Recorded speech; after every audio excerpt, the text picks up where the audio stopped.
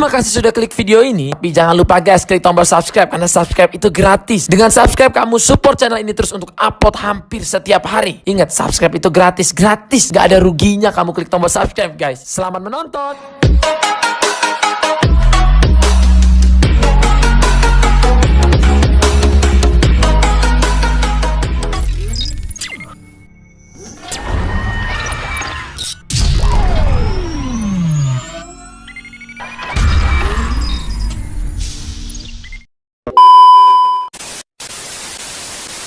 Sobat Manuk Kicau, kalau Anda sering mengalami zong dalam beternak murai batu, maka saatnya Anda untuk melihat desain kandang. Setidaknya ada 3 syarat kandang murai batu yang bagus. Apa saja ketiga syarat itu? Simak informasi berikut. Pantau terus Manuk Kicau. Mana hasilnya kagak ada, buang-buang duit aja. Udah puluhan juta juga. Ya pokoknya ntar jadi ATM aja tiap bulan. Akhirnya jadi ATM nggak? Belum. Jong. Om Wahyudi ini dulunya beternak lovebird. Ya, kita tahu lovebird pernah jaya tetapi kemudian lalu harganya anjlok.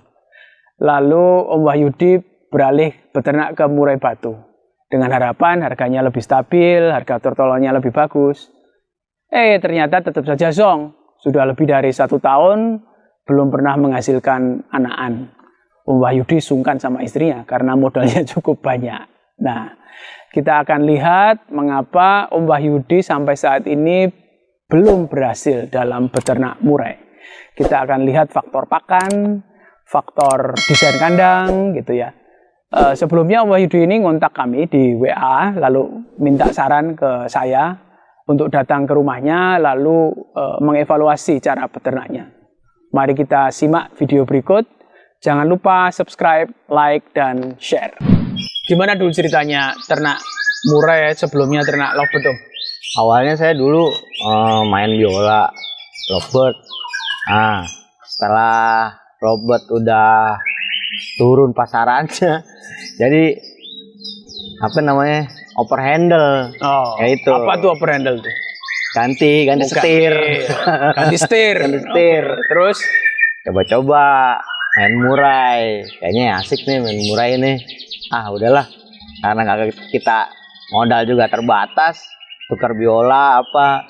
Nah waktu itu ya maulah saya juga gitu. Kondisi juga murai tapi yang nggak mulus, Om. nggak mulus gimana tuh? Dalam arti kondisinya macet, burungnya mabung lah gitu. Tapi burung rusak lah ya. Burung rusak, tapi saya rawatin. Saya coba-coba ganti profesi, kandang lovebird saya ganti kandang murai nih. Ternyata jong. Itu jong udah berapa lama, Om? Kurang lebih 1 tahun, Om. 1 tahun jong. Ada 3 kandang ya padahal. Ada 3 kandang. Tadinya saya ada 4 pasang sebenarnya. Oke. Karena nih kondisi lagi mabung. Saya pisah. Oke.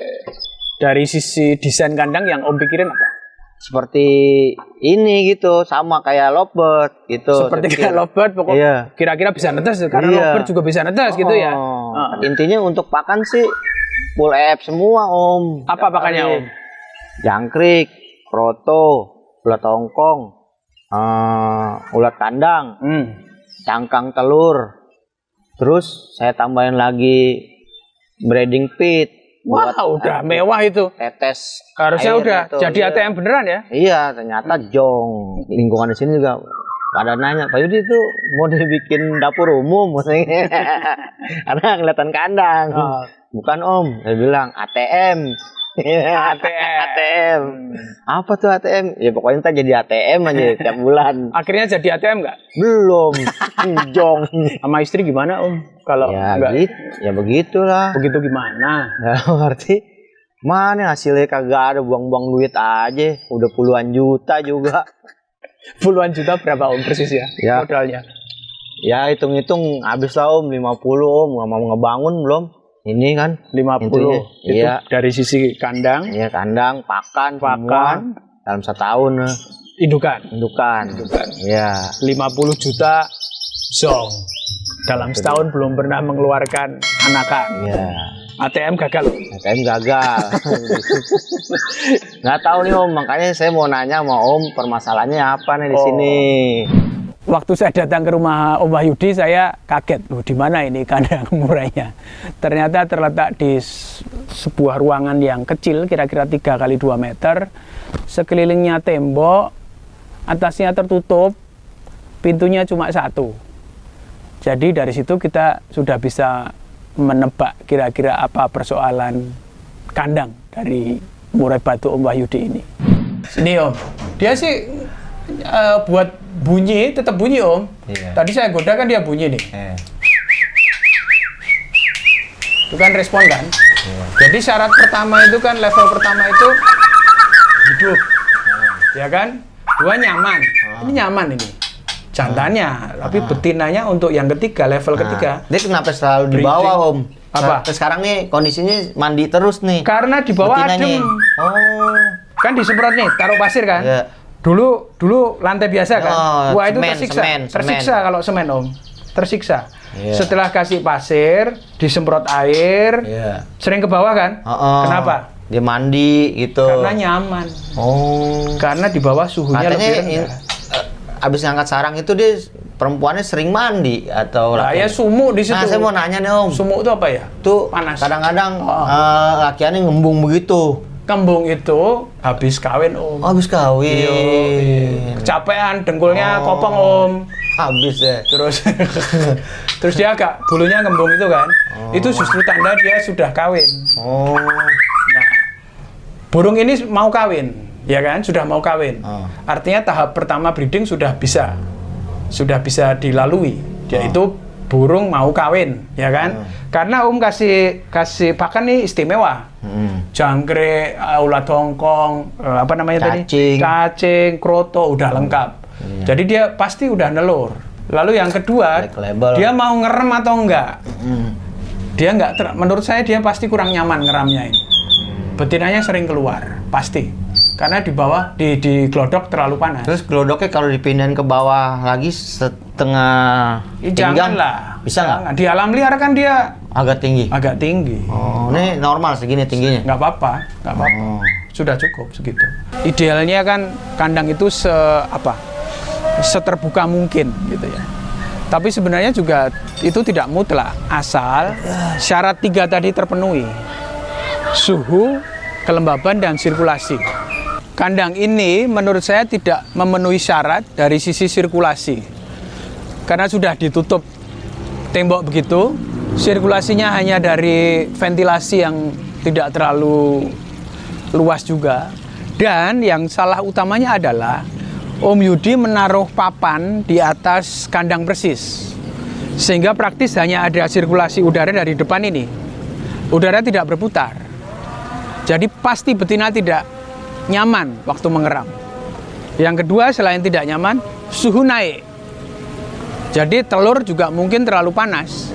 Jadinya kering. Dan memang tadi Om Yudi bilang, kasusnya adalah telur-telur itu kering kondisinya. Karena suhu naik, akibat sirkulasi tidak terlalu lancar.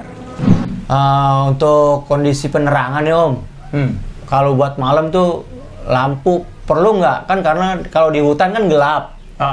Kalau untuk ternak rumahan begini perlu pakai penerangan. Kenapa Om kasih lampu? Tujuannya apa? Saya untuk kondisi lihat, takut ada predator yang datang. Nggak perlu Om. Kan kita kan kalau breeding itu prinsipnya sebisa mungkin mendekati habitat asli kan. Matahari malam kan nggak ada Om. Iya. Jadi nggak usah pakai lampu. Kalau mau pakai lampu, cukup yang remang-remang. Ya ini 5 watt nih 5 emang. watt, tapi jangan yang gini. 5 watt LED kan LED. terang. Iya. 5 watt tapi yang bolam. Oh. Itu nggak apa-apa. Tapi jangan diterangin Om, pusing dia. Karena burung itu harus ada syarat istirahat. Begitu ya. Tidur. 13 jam biasanya Om. 13 jam. 13 jam. Ingat kan kalau burung jam 5:30 udah mulai pada nyarang kan istirahat kan. Istirahat. Nah, kalau dikasih lampu, jam istirahat dia terganggu. Malam bunyi terus Om. Nah, ya. Kalau kasih lampu. Capek sampai dia Om. pagi bunyi terus. Capek dia, Om paksa bunyi terus dia. Nggak berhenti-berhentinya jadinya bunyi. Kecapean. Jadi lampu ganti Om. Kalau untuk lampu emergensi? Nggak perlu. Itu ya Om. Apalagi ya Om ya? Untuk Untuk Pakan udah bagus nih. Bagus. Desain kandang udah bagus nih. Desain maksud saya luasnya ya, udah bagus.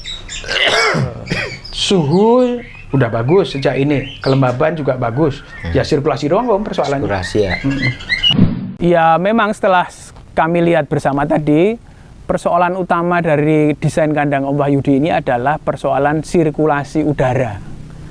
Satu syarat penting dalam beternak murai adalah sirkulasi udara di kandang. Kalau udaranya berhenti, maka suhunya akan cenderung naik dan betina biasanya tidak nyaman untuk mengeram. Desainnya perlu diubah, udaranya mesti banyak mengalir, lubang-lubang di tembok mesti ditambah gitu. Tetapi lebih detailnya, perencanaannya bagaimana, kita simak video berikut. Om, Ya. rencananya terus kandang ini mau diapain Om? Ya kan dibongkar nih nanti poin di atas nih. Nah, Yang atap langsung ini ya? Atap ini Angkat. angkat. Nah, terus rencana dikasih yang apa nih Om? Hitam ini nih. Paranet. Paranet dipindah ke atas. Yo. Iya itu. Supaya nggak terlalu panas. Satu sirkulasi udara kita tambahin lagi nanti di sini nih. Kalau nggak nih jebol nih. Ya Om. Yo, jebol. Ya pokoknya udah seamas ini aja gitu. Ya. Kita bikin teralis dah. Betul. Ya udah kayak di penjara dah. Terus tambahan lagi buat supaya bener-bener adem nih. Kasih apa Nur? Exhaust. Iya. Exhaust. Iya. Itu Om. Ya, udah tukeran itu. Iya. Nah, itu udah. Sos. Saya kira udah cukup dengan itu. Berarti nambah 50 lebih. Nggak banyak itu, paling 3 juta nggak sampai. Jadi jalan keluarnya adalah yang pertama pasti harus diangkat itu. Papan dan paranet yang menutupi kandang atas. Yang kedua, ini mau dijebol nih. Dijebol, dibuka, lalu diberi kawat supaya sirkulasi lancar. Berikutnya di sini juga akan dibuka dan diberi exhaust. Exhaust akan memancing udara itu keluar terus sehingga ada sirkulasi. Harapan kami dari tim Manuk Kicau setelah tadi diskusi bersama soal desain kandang, maka Om Wahyudi akan berhasil dalam beternak murai sehingga tidak sungkan lagi sama istrinya. Simak terus video-video Manuk Kicau, jangan lupa subscribe, share, like, dan komen. Kalau ada saran silahkan tulis di komen. Maju terus perburungan Indonesia, manukmu semangatmu.